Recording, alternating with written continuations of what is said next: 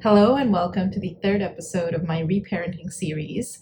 The topic for today's episode is about reparenting with friends. The previous episode was about the role of Vipassana meditation retreats, me reparent myself.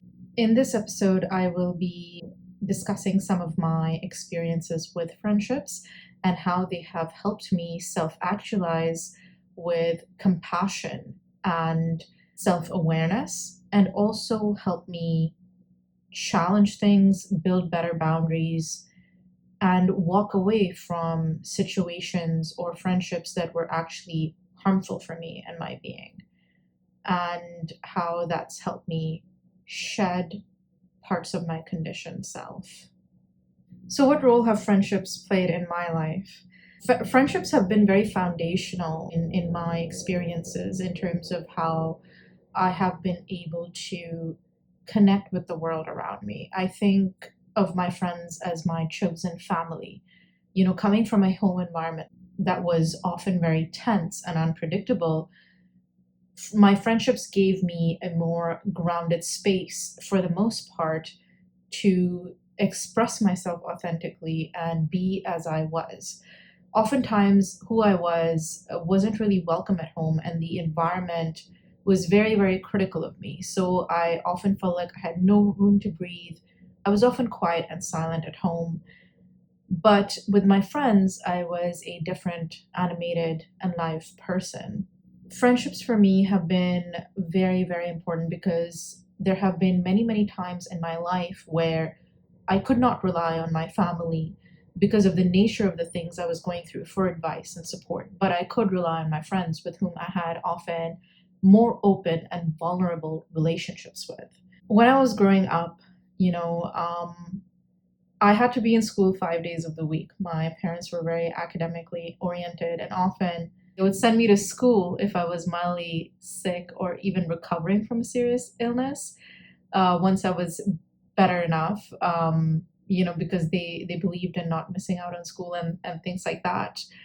And school was really a huge part of my life.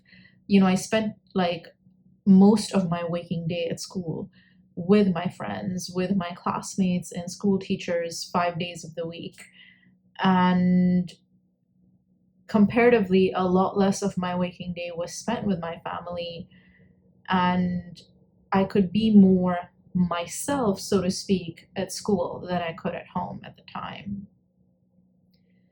I made friends, in the school bus on the way to school, within my classes. And even though I went to an Indian school, which is, India is a part of South Asia, so it had very much the same kind of collectivist, conservative mentality that I would expect my parents to have, because all of the teachers were from India and South Asia, except for maybe a couple of Arabic teachers.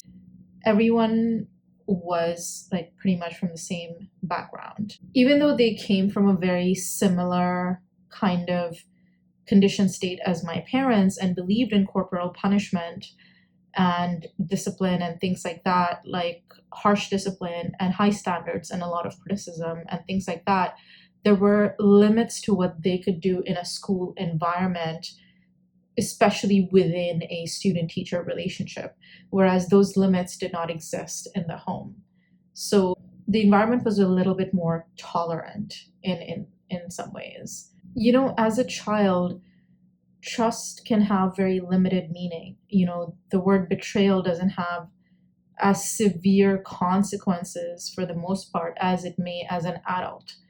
There are so many other foundational things in healthy relationships that can easily exist within the innocence and naivety of childhood. And of course, bullying and things like that happen. I've experienced it myself as well.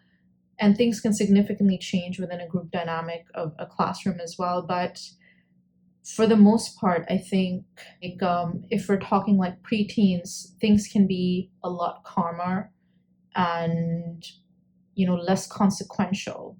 So there's like more general trust and free flow in connecting with other people. The friends I have in my life, a lot of them are actually close relationships I've had since my childhood.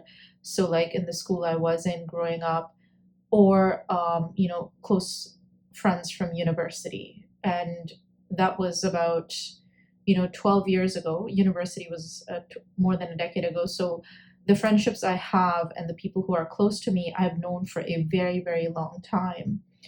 And there are so many layers of trust and protection and care in those friendships. Recently I moved to London, and a lot of my friends from my Indian school that I haven't met in like some over a decade, I have connected with them again, and we were in touch on and off over that time period, but not regularly in touch, of course, because time zones are different, locations completely different. We haven't physically met in ages. Just reconnecting with them, I noticed such a difference within myself in terms of how guarded I am. It's so much easier to have basic levels of trust and foundational elements to the relationship in terms of an understanding of respect and communication, and some very basic foundational things that are necessary for healthy relationships exist, because I have known them my whole life, even though I wasn't physically meeting up with them or super close to them over the last 10 years. Whereas when I'm making new friends in London, I'm a lot more guarded, I'm more cautious. It's so much harder also to make friends as an adult, because we are more set in our ways, we are more defined, we are less willing to compromise for another. Everyone kind of wants their own way. So sometimes it can be challenging to have coordinated plans and be on the same page with everyone, especially if it's a larger group. But with like friends you've known for a long time, it's different. People are more willing to compromise, even though they are adults, because there's a lot more flexibility and care, because you've known someone for such a long time. There's a lot more ease to that relationship. You don't feel like you're giving up a part of yourself just because you're compromising a little bit. Whereas making friends as an adult, it can feel more vulnerable to do that, or more like, oh, but this is my boundary, this is what I want, and I don't want to do that. So it can be a bit more harsh in that sense. And naturally, it's harder to feel that sense of safety when breaking out of conditioning with adult friendships, because it feels like maybe more offensive or more of an attack or provocative when someone we have recently made a friendship with as an adult is trying to challenge our conditioning, or trying to challenge our patterning. It can feel more intense. Whereas when a childhood friend or a friend you've known for over a decade is trying to do that, we're more open to receiving that kind of feedback and things like that. What is important for reparenting within friendships? I think when we are reparenting with friends, it is very important that that friendship also grows and evolves as time moves on, because over a period of time, either one or both parties within a friendship may evolve really rapidly and be very, very different compared to who they were in their past. And for a friendship to maintain over such a long period of time, it is very important that that person is also evolving and growing. And if they're not, they're still willing to accept you the way you are, even if you've changed rapidly. And they still have compassion and a sense of non-judgment for you in order to have that acceptance, so that you're still able to be open, be yourself, and still able to communicate in a healthy way. Otherwise, that friendship, I've realized, will generally start to fall apart or fray, or there will be more distance that will occur in the friendship. And when and if the few interactions that do occur, one or both parties may walk away from it annoyed or not enjoying it, if there is more judgment or a desire to hold a person back in the shell that you found them. And over time, those kind of friendships will decay, in my opinion. So, how have new and old friendships helped me with reparenting and breaking out of my conditioning and living authentically? I think with new friends, it's so much easier to meet people where you are at and allow yourself to present as who you are in that moment or becoming in that moment, because they have no kind of previous memories of you. They don't have any nostalgia about who you were or how you were, and they don't have any frame of reference to hold you to.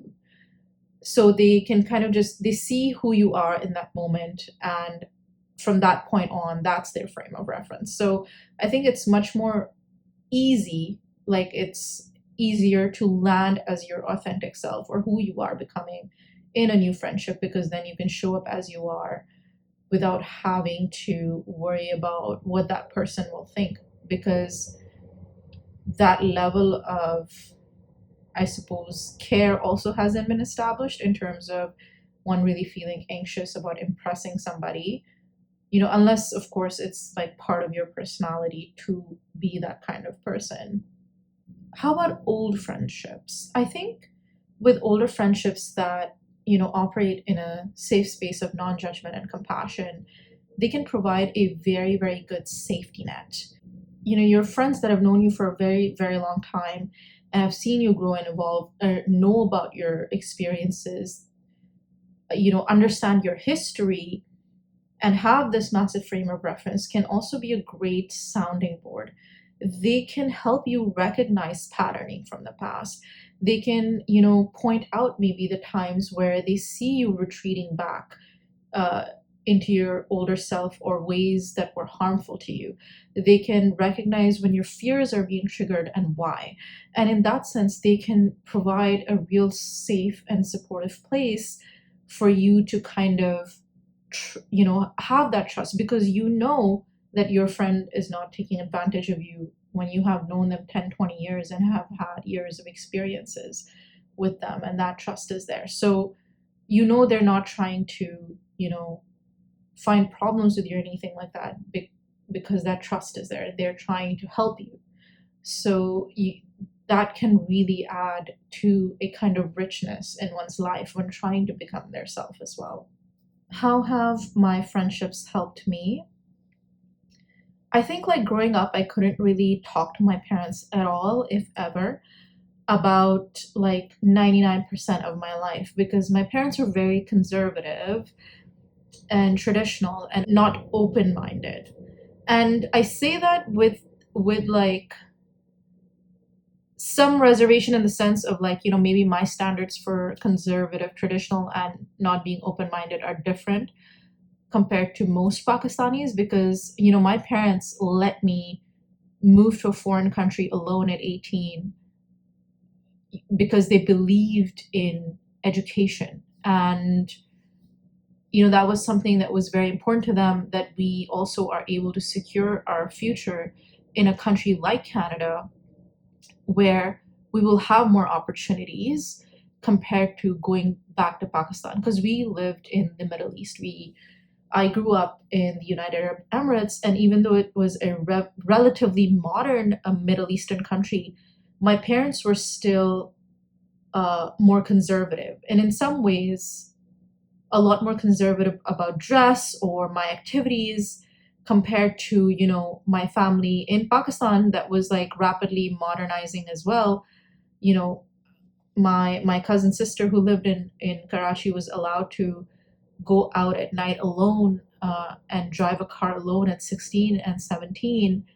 And, my curfew comparatively was 7 p.m., like when the sun set. So I think my parents are definitely more conservative and less open minded compared to other people in my family. So it was like very challenging to talk to them, if at all, because they never really wanted to talk. Like, my dad wouldn't ever really speak to us. Like, everything he had to say was like a command. It was always a command that had to be followed, and there were consequences to the command not being followed. So he never really spoke to us unless he was talking about philosophy or geopolitics or other intellectual things, because I think he definitely, for him, it was a huge part of his responsibility as a father to make sure his children knew the reality of the world that they lived in. And in that sense, he did a very good job in making sure our intellectual education was complete in that regard, even outside of school. So, apart from that, he didn't, and even then, he would be telling us, right? Like, so there wasn't really much communication that occurred. So, it's not like I could tell my dad my life's problems and trust on him for his advice. And if like I did open up or something like that, like his response was generally a lot more like very conservative, not open-minded at all, because he had this belief that like the children will be out of hand if you don't harshly discipline and control them.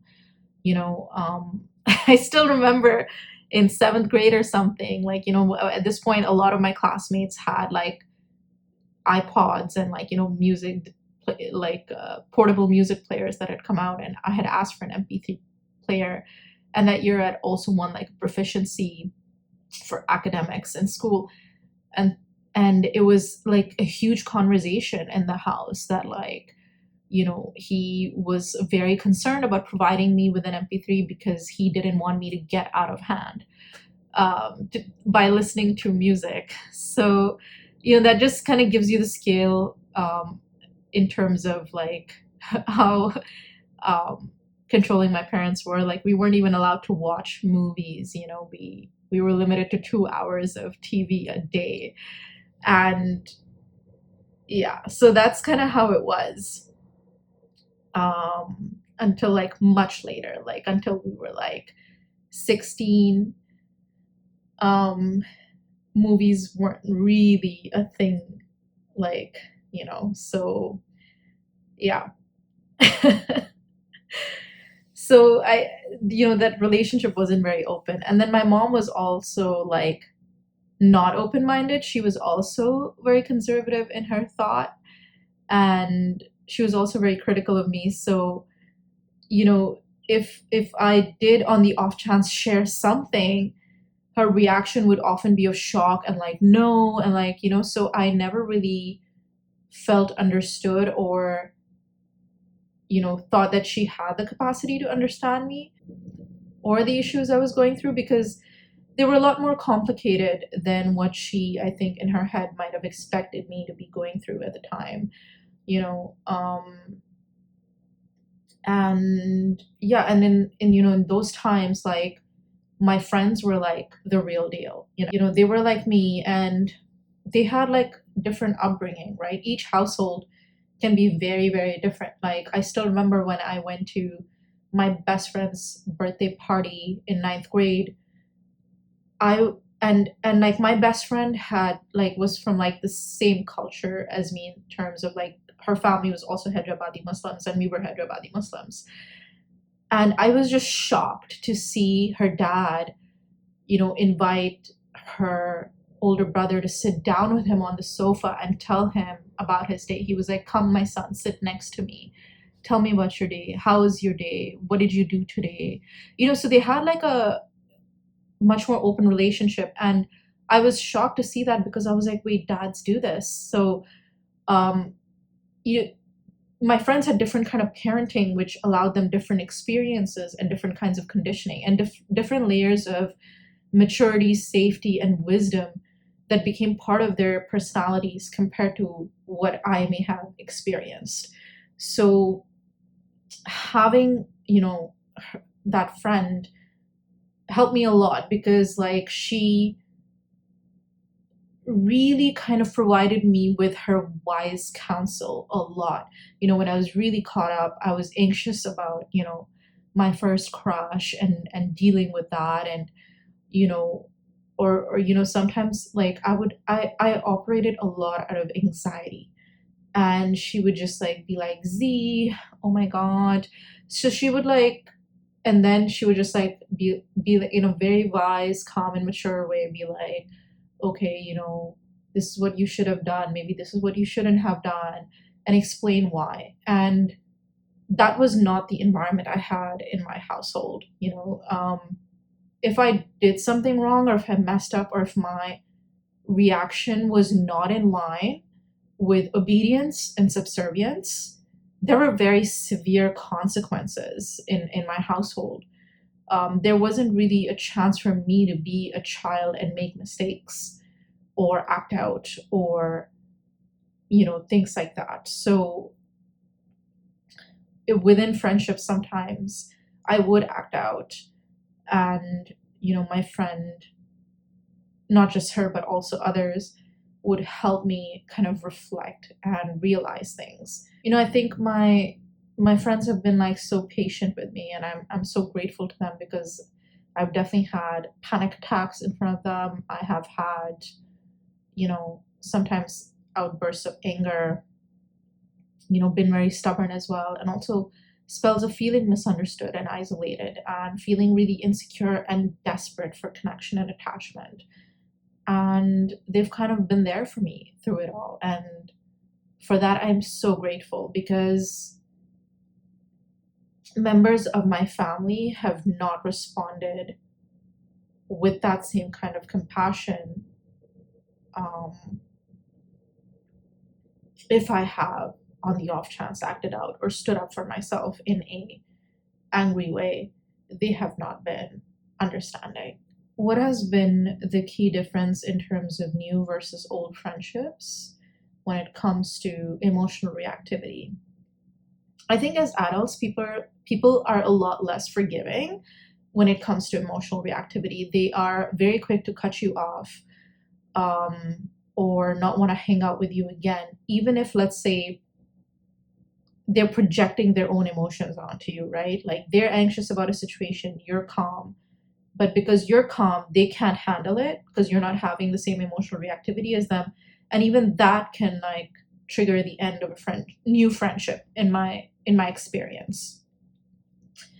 Whereas with older friendships, especially the ones you've had from when you were younger, and in school or university, it's like there is more room for forgiveness, even if like there's time and distance, or you're taking a breather from the friendship. I have found that we have had the opportunity to come back and try and mend things, and things have in fact improved. Whereas with adult friendships, sometimes even if we have come back, things are not really the same, and not in a good way.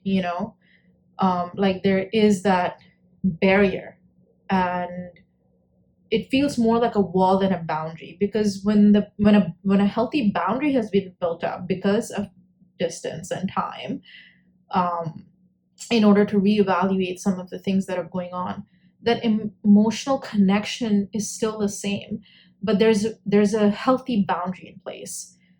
And that's what I've experienced with old friends that I've known for over a decade. But with newer friendships, as an adult, I have noticed that if there's time and space and we do come back, instead of like a healthy boundary, there's more of a wall than a boundary. And yes, we may hang out, but the emotional richness of the connection has changed, and people are less open. So there's less room for,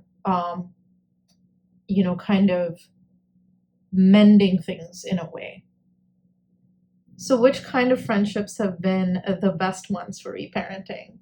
I think this is like the easiest one to answer, because like obviously the ones with like non-judgment and compassion, right? Like, and the ones that accept me as I am.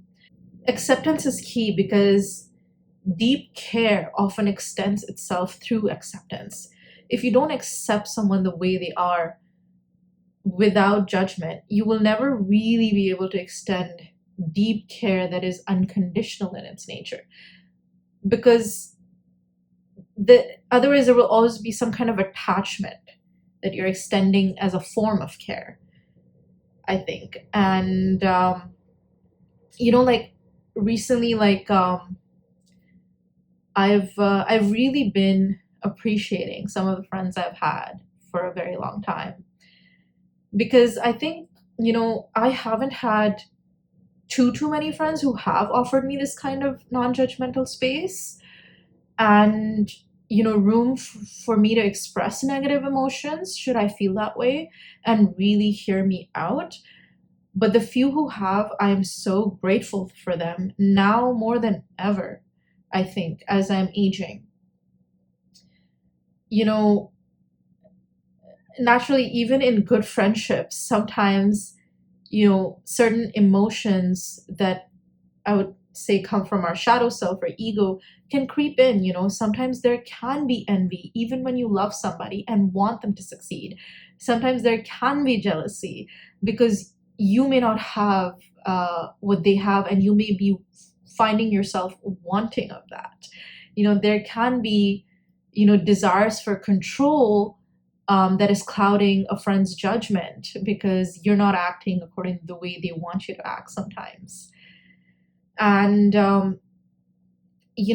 there have been a few friends that I have had that haven't displayed any of these characteristics of envy, jealousy, or control at any point. And I think just like realizing that now and who they are and what they have done for me, even if it was big or small, I am so deeply touched by their compassion and their presence in my life. Like it feels like they have my back, and they have it, without making fun of me, without mocking me, without shaming me. And, it feels like they're supporting me even when they are very kindly challenging something about me. That authenticity on their end has helped me really feel safe in the world. And I never feel safe in the world. My sense of safety only extends to my physical body that I create for myself. I literally never feel safe. Um, Even with a lot of friends. And it's not them, because obviously now I don't have friendships in my life where that like are kind of compromising my safety. I certainly don't keep any friends that compromise my safety in my life. But this is more me, just like because of my patterning, because of never really feeling safe.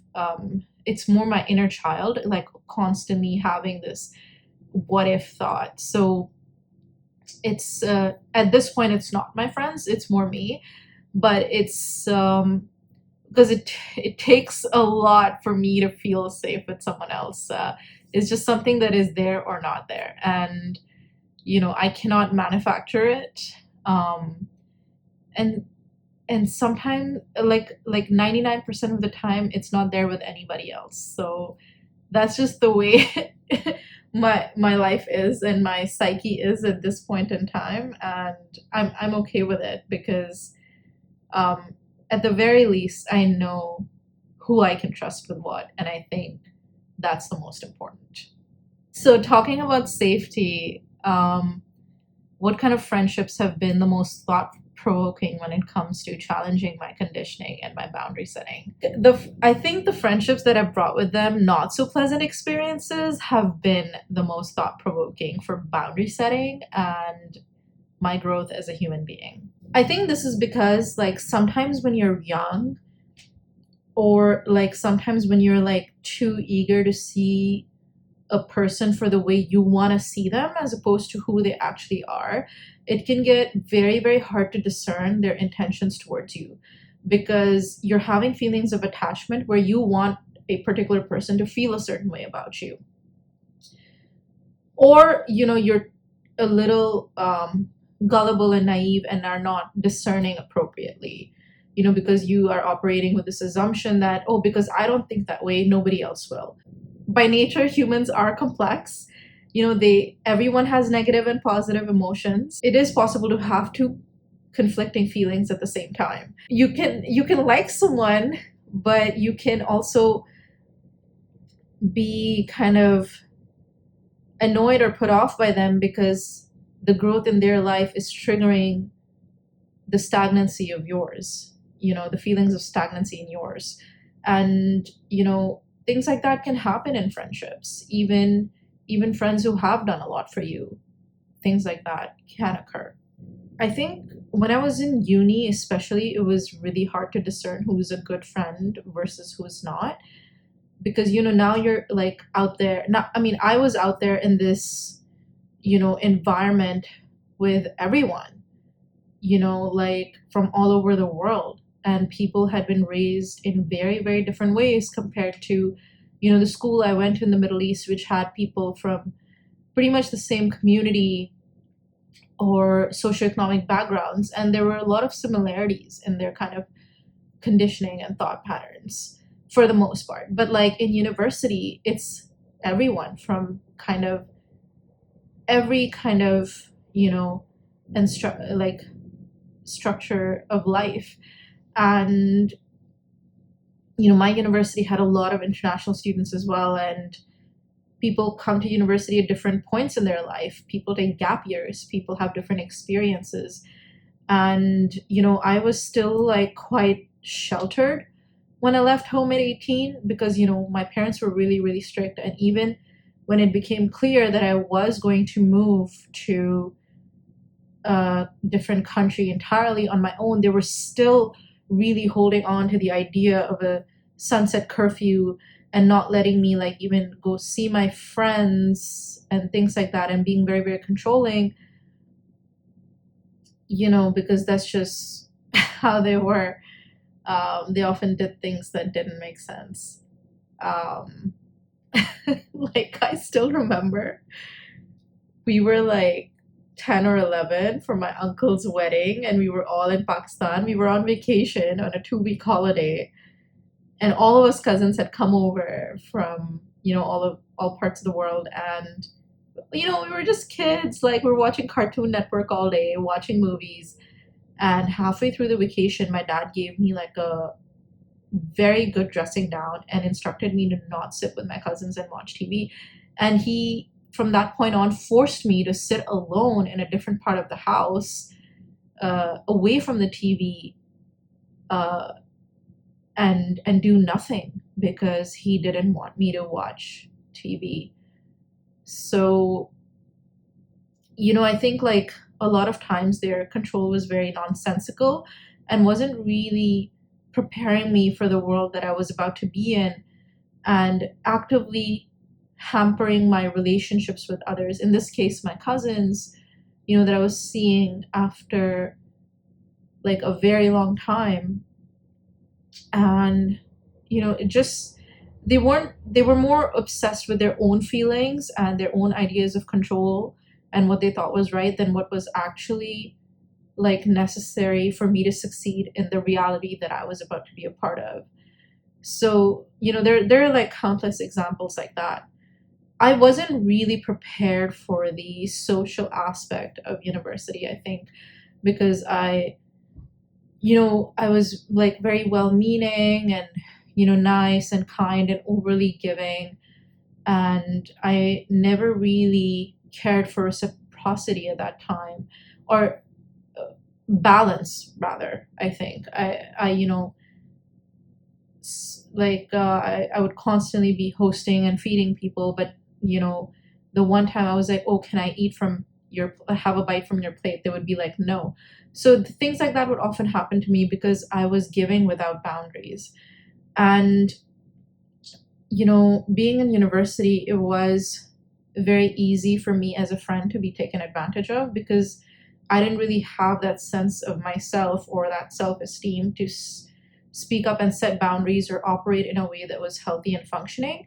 And that created a lot of room for people to disrespect me and mock me and, do all kinds of things that they thought they could get away with.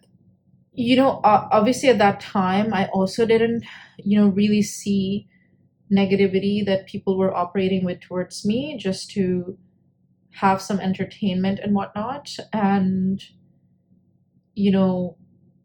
because I never really anticipated people to be doing those kind of things because I would never, right? So it was like very difficult for me to understand the difference between outward presentation versus intention of action.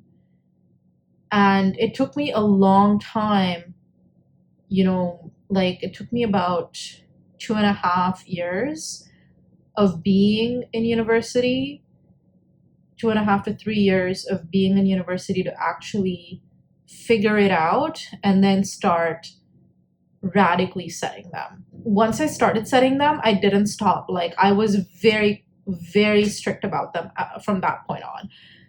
And I think that changed a lot of things. It made me so much more confident in who I was as a human being. I really started to come into myself and my power, understand like myself with a lot more depth than I had, and not be afraid. Because I think growing up my whole life, I was such a people pleaser. I was always chasing after approval. And, I think that was really clouding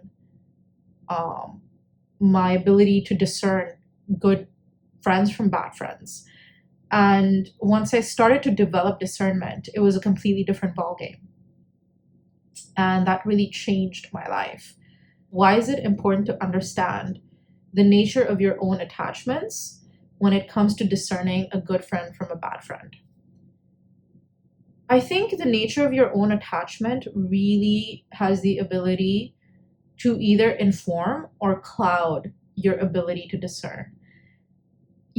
Like I mentioned, I was a people pleaser for a lot of my life, and I was always chasing for approval, and feeling validated through others. I didn't really have an internal validation or internal approval system or any true genuine sense of self-esteem that wasn't based in something external. So my ability to discern was really, really clouded.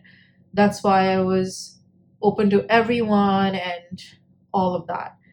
But things changed when I started to discern. Like I still remember when I was in my international school for the last 2 years of high school, was doing my IB diploma, and I had these ideas of what is cool and what is good to be associated with and popular and whatnot when I was in my school. I think at that time I really missed out on a genuine friend, who was seeing me as I was and showing up for me, actually available to give me their attention, because I was chasing after those who weren't giving me their attention and approval.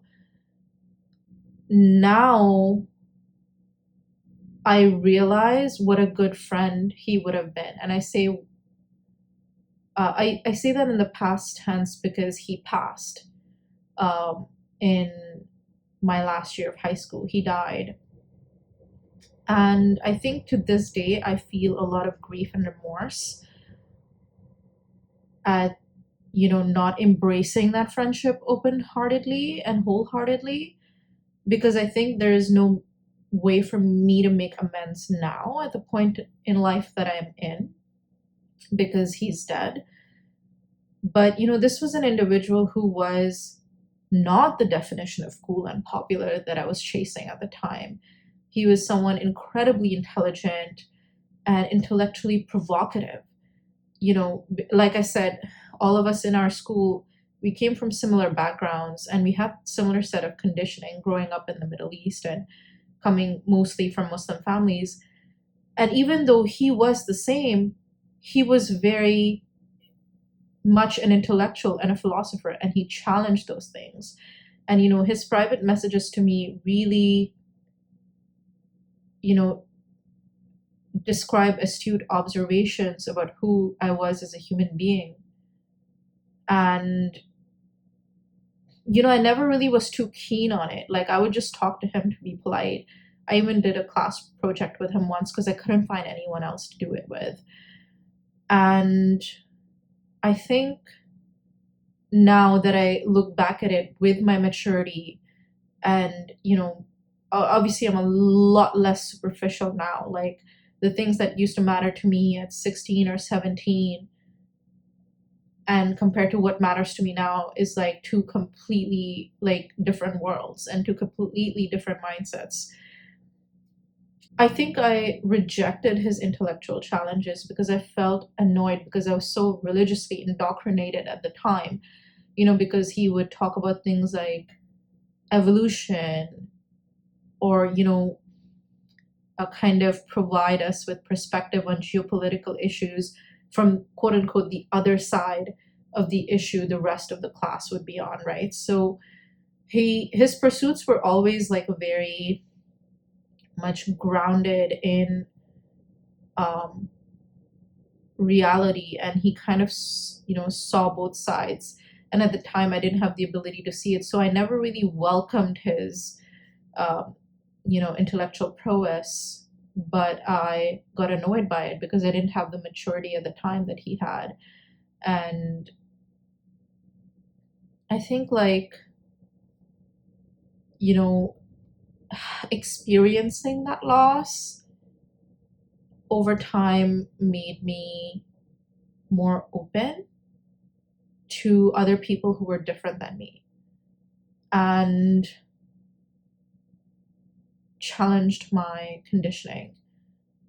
And I think like when I compare that to another one of my friends that I've known for a decade, they're kind of similar in nature. Both of them, like they're both men. Recently, I realized like how much I also didn't appreciate this other friend who's like my friend who passed. I think that's because I never had to chase after them because they were always there for me. I took them for granted. I never really appreciated their steadfast presence in my life until, I started deeply reflecting upon the nature of my conditioning. And sometimes it is so easy to take good friends for granted and not value them because there is no chase, They're not stringing you along. They're not breadcrumbing you. They're there, steadfast, present, engaged, offering you trust, advice, support, without asking for anything in return. And something about human nature makes you want to take that for granted.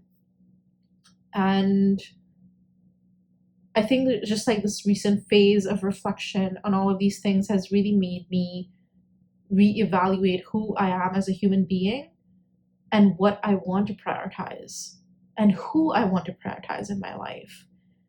And,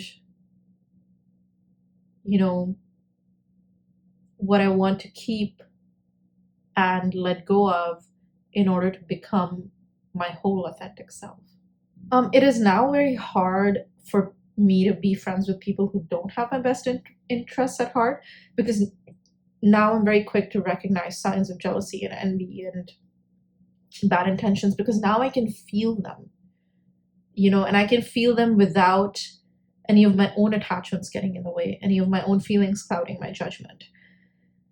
And I'm very quick to take action and create distance and not speak to those individuals or cut them out entirely or have, certain kinds of boundaries with them. I think I'm still a people pleaser to some degree, but I think now I am more aware of balance and the fact that friendship needs to be mutual and active and engaged and even on both ends in some ways, if not all. And it's important for your friends to show up for you as much as you do for them, I think. So I think that has changed everything. So do good friendships have darker sides to them?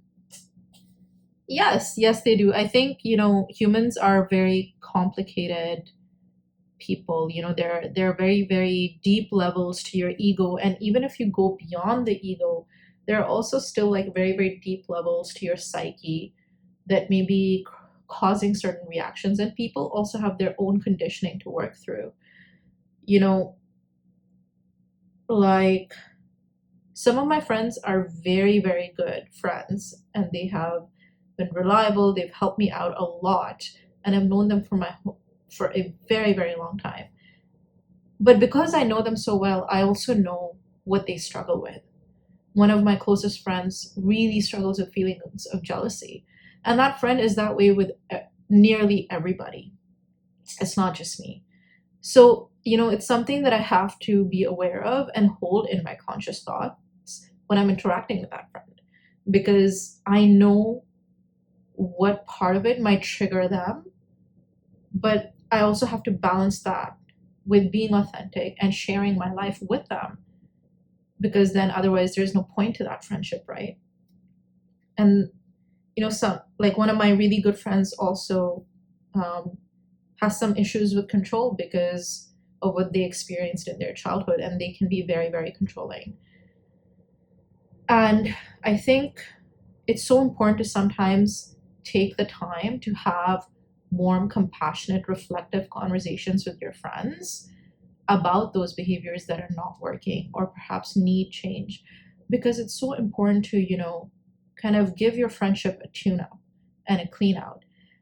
And in my experience, it's usually not the easiest thing to do, even with long-term friends that you've known for a very, very long time, because these are very hard conversations to have. And almost always, I've noticed there is space required on both ends. But we come back, and when we come back, it's even better because we've had time and space to think and reflect. And, if your friend on the other side is just as honest and committed to growing themselves and working on themselves, I don't think it will ever go wrong in the long run, especially if you're approaching it with compassion and non-judgment and a kind willfulness to improve things. So what impact have my friendships had on me as a human being? I think my friendships have had a profound impact on me as a human being, because there's so many stages, like even just being like a girl and experiencing girlhood or womanhood. There are so many things that I just cannot talk to my mom about. I cannot talk to any older woman in my family about. And having friends has really been so helpful in that regard. I still remember when I first got my period, I had no idea what it was or what it was supposed to look like. And I just noticed something brown on my pajamas and I just put it in the laundry. And I wasn't like actively bleeding. It was like my first period, right? So my mom noticed it. It was like we were having like a dinner and people were coming over and stuff. So, we'd been preparing the whole day and stuff like that. And while my mom was getting ready, she just called me into her room while she was brushing her hair and closed the door. And that usually was never a good sign in my household, because it usually meant like some corporal punishment was in order. So I was getting really anxious. And then she goes like, "What was that on your pants? Like you put in the laundry?" And I was like, "Oh, I don't know. I thought you would tell me because you're going to do the laundry." And mind you, I was 11, okay? And she goes like, "It is blood. That is blood." And I was like very dumbfounded. Because I mean, all I knew at that time was that women would bleed once a month, but I thought they like peed blood. And I genuinely thought, like, whatever the pad commercials and TV like used to be, like, I thought that it was just like you put it in your underwear just to catch the drip. Like, I didn't know that you actually just like actively bled from a different hole. I had no idea. And she just went like, "It is blood, it is blood." And I was like, "Oh, um, okay." Like, I was like very confused. And I was like, "Oh, okay, I don't know what that is." Like, and then she goes like, "You don't know what that is? You know everything." And then she smacked me with her like hairbrush on my head. And she's like, "Go and put a pad in your underwear right now."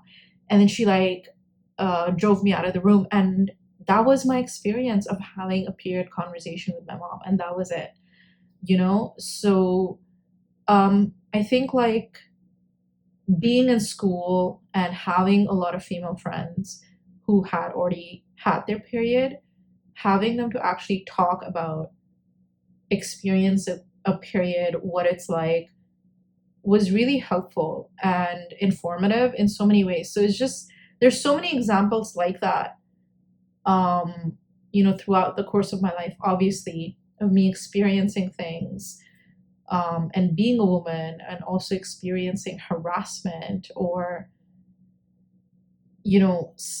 sexism in the workplace, and so many other things that, like, I am so glad I've had other friends to talk about than my family, because a lot of times, like, my mom would be so stressed out in uni, she would tell me, I don't want to know about your problems because I can't listen to them.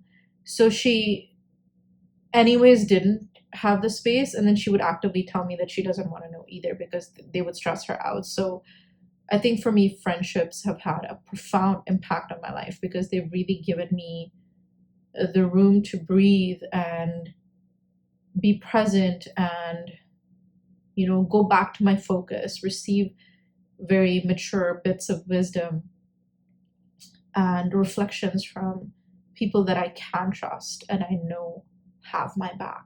How has my behavior in friendships changed over time as I have come in more to myself? I think now I'm like less fearful of addressing issues and challenges or problematic behaviors I experience in a friendship because I'm less insecure and I'm a lot more like confident in myself and what I know and see. And I'm more confident in being able to stand up for myself because I'm not afraid to lose somebody who is being harmful towards me and is showing absolutely zero remorse or desire to change their behavior. And I think similarly, you know, I've always been open to receiving feedback and amending my behavior if someone, if I've unintentionally hurt somebody or I've done something that they didn't like. So, I mean, I think that piece has always been there and been constant. But I think in terms of me bringing up things and being vocal, yeah, I've become a lot more vocal now. I do say if something isn't right, and if people continue to behave in that way, I do cut them out because then they don't have good intentions for me, and I'm a lot more at ease with myself because I have more trust in the fact that what is meant for me and is good for me will stay in my life and what is not will leave. So I think I have less desperation to want to hold on to things really tightly, even if they're not working out. Also because, I think with time and experience, I know for a fact that real, genuine friendships can survive tough conversations. They can survive deep reflections. And in fact, they can grow in a much better way from them. So, what have been, the consequences to me, or for me rather, within friendships as a result of breaking out of my conditioning and patterning? I think like not being as much of a people pleaser has, brought a lot of my energy back to me because like up until like, recently, I would really go out of my way to help even an acquaintance. Like I would I would go like out of my way and like go all out for every single person, whether or not I was being seen, whether or not I was being appreciated, whether or not it was being reciprocated, whether or not there was balance. And I think I was giving away a lot of energy, and being more intentional about giving away my energy has brought back a lot of my energy to me. And that has allowed me to have more energy and time for myself and focus on the things that I want to do, such as this podcast, such as working out, living a healthy life, and so many more things that I am now focusing on for myself than just like giving away hours and hours of time to people who didn't truly value it and were just using it. And I think that change has been top notch. I think another thing that I've noticed is that now I'm able to be also like less sassy. Like before, I wouldn't really speak up for myself, and then I would make some kind of comment that would be really harsh or really kind of hit someone where it hurt or really sassy about something else, not relating to me, because that emotion that I was holding had to come out in some way against that person. But now I'm able to be more direct and vocal about what the actual issue is than it coming out any other way. And I think that's changing a lot of things as well. Food for thought. I have noticed a trend these days, like people are too quick to cut people off, especially in adult friendships. I think it's very important to focus on intentionality. I think it's very, very important to go back to whether or not that person actually intended to harm you, whether or not that person has good intentions towards you, or it's just your ego being triggered and your own fears being triggered, because then you have work to do on yourself. And a lot of people, they want to blame the other person and not do the work on themselves. Now, mind you, like sometimes there are actual issues. You should be cutting people off right away in some situations, but not like to the frequency that I'm seeing right now, especially in adult friendships. And people are very quick to write people off. And I think that could mean you're losing out on a friend who is genuine and has good intentions for you and just wants to support you, but you're feeling too egotistical and triggered to, receive their support. I mean, and that's fine. Sometimes, we need that experience in itself to grow. But I think that's something to think about. But yeah, looking forward to the next one. See you guys next time.